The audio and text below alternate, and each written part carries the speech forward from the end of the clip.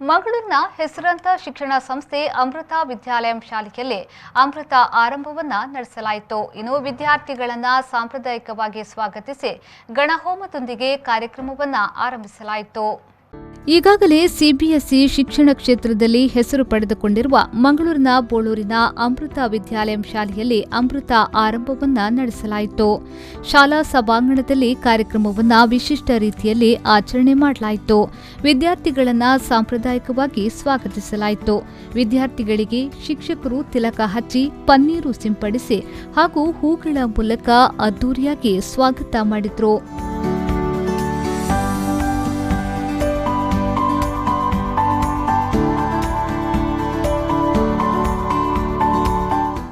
ಅತಿಥಿ ಗಣ್ಯರಿಗೆ ಇದೇ ವೇಳೆ ಸ್ವಾಗತ ಕೋರಲಾಯಿತು. ತದಬಳಿಕ ಗಣಹೋಮ ಹಾಗೂ ಭಕ್ತಿ ಕೀರ್ತನೆ ನೆರವೇರಿತು.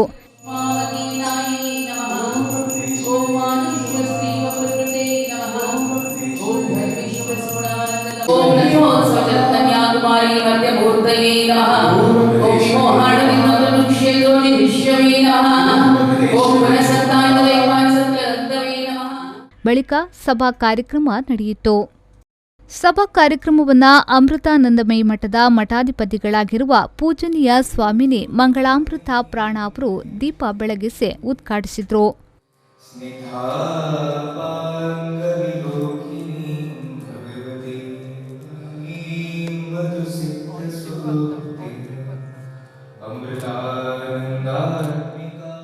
ತದಬಳಿಕ ಅವರು ಆಶೀರ್ವಚನ ನೀಡಿದರು. ಪ್ರತಿಯೊಬ್ಬ ವಿದ್ಯಾರ್ಥಿಗಳು ಆದರ್ಶ ಮೌಲ್ಯಗಳನ್ನು ಹೊಂದಿ ಉತ್ತಮ ನಾಗರಿಕರಾಗುವಂತೆ ಆಶಿಸಿದರು. There happened to be a man who would also always lose his pen. Always. He would misplace it and then spend his time searching for it. His friend was a wise man who visited him on and off. He happened to mention this to his friend. This habit of mine I cannot correct. His friend gave him a pen which had gold in it, a very expensive pen, studded with a diamond. This friend visited him after 2 years. And when he visited him, the pen was still there. This man who called himself forgetful still had the pen with him. ಇದೇ ವೇಳೆ ಮಾತನಾಡಿದ ಅಮೃತ ಕ್ಯಾಂಪಸ್ನ ನಿರ್ದೇಶಕರಾದ ಯತೀಶ್ ಬೈಕಂಪಾಡಿಯವರು ಕೋವಿಡ್ನಿಂದ ಹಲವಾರು ಮಂದಿ ತೊಂದರೆ ಅನುಭವಿಸಿದ್ರು. ಈ ಸಂದರ್ಭದಲ್ಲಿ ಏನು ಮಾಡಬೇಕೆಂಬ ಆಲೋಚನೆಯಲ್ಲಿದ್ರು. ಇದೀಗ ಶಾಲಾರಂಭದಲ್ಲಿ ವಿದ್ಯಾರ್ಥಿಗಳ ಮುಖದಲ್ಲಿ ಸಂತಸ ಮೂಡಿದೆ. ಆದರೆ ಶಾಲಾ ಜೀವನದಲ್ಲಿ ಸಿಗುವಷ್ಟು ಖುಷಿ ಯಾವುದರಲ್ಲೂ ಸಿಗಲ್ಲ ಎಂದು ಹೇಳಿದ್ರು. Most beautiful part of our life is our school days. This we realize after coming out of the school, and college we think it is the same, it's on the same page, but you realize to your surprise, school is the best time in life you have.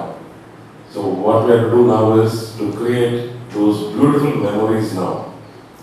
Be active in whatever curriculum given to you by the management and the teaching staff, and enjoy doing it.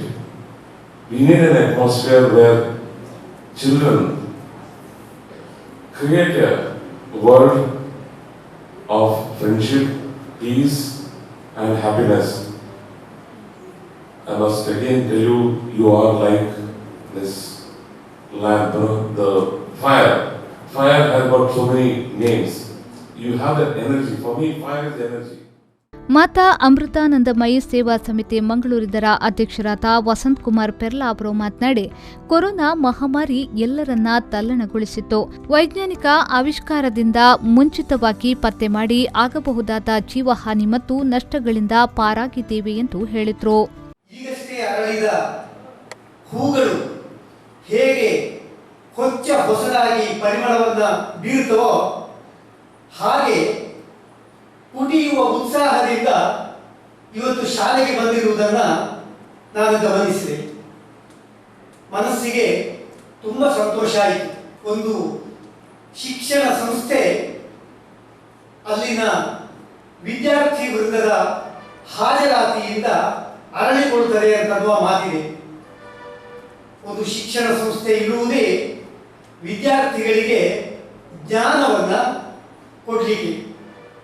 ಅಲ್ಲಿ ವಿದ್ಯಾರ್ಥಿಗಳು, ಶಿಕ್ಷಕ ವೃಂದದವರು, ಶಿಕ್ಷಕೇತರ ವೃಂದದವರು ಒಟ್ಟಾಗಿ ಕೆಲಸ ಮಾಡಿದಾಗ ಮತ್ತು ಪೋಷಕರು ಅಂದರೆ ಹೆತ್ತವರು ಬಂದು ಹೋಗಿ ಶಿಕ್ಷಕರೊಂದಿಗೆ ಸಂವಾದ ಮಾಡ್ತಾ ಇದ್ದಾಗ ಅದು ಸಾರ್ಥಕವನ್ನು ಪಡೆಯುತ್ತದೆ. ಶಾಲಾ ವಿದ್ಯಾರ್ಥಿ ಮಾಸ್ಟರ್ ಸಮರ್ಥ್ ಅವರು ಶಾಲಾ ದಿನಗಳನ್ನು ನೆನಪಿಸಿ ಆನ್ಲೈನ್ ತರಗತಿ ಮೊಟ್ಟಮೊದಲು ಆರಂಭಿಸಿದ ವಿದ್ಯಾಸಂಸ್ಥೆ ಅಮೃತ ವಿದ್ಯಾಲಯಂ ಎಂದು ಹೇಳಿದರು. I am grateful for the teachers and staff on this fantastic work. Teachers used different methods which made the classes interactive and pleasant to attend. It was fun. Wherein a few times when we faced issues because of the quality of internet or lack of resources. It was a new ball game not only for students but also for all the teachers, as the online mode wasn't much compatible. But it indeed was a new experience of the future educational models. It was like practicing distance education now. The pandemic captivated us within the four walls of our homes, but online classes reunited us and continued the flow of education through our lives, which will be very helpful for us in the future. I will take this moment to thank all our teachers and our principal ma'am for the efforts put throughout the period of online classes. ಕಾರ್ಯಕ್ರಮದ ನಿರೂಪಣೆಯನ್ನ ಶಿಕ್ಷಕಿ ಶ್ವೇತಾ ನಡೆಸಿಕೊಟ್ಟರು. ಶಿಕ್ಷಕಿ ನಯನಾ ಶೆಟ್ಟಿ ಅವರು ಅತಿಥಿ ಗಣ್ಯರನ್ನ ಸ್ವಾಗತಿಸಿದ್ರು. ಶಿಕ್ಷಕಿ ವನಮಾಲಾ ಅವರು ವಂದಿಸಿದ್ರು. ಈ ವೇಳೆ ಕಾರ್ಯಕ್ರಮದಲ್ಲಿ ಶಿಕ್ಷಕ ಶಿಕ್ಷಕೇತರ ವೃಂದದವರು ಉಪಸ್ಥಿತರಿದ್ದರು.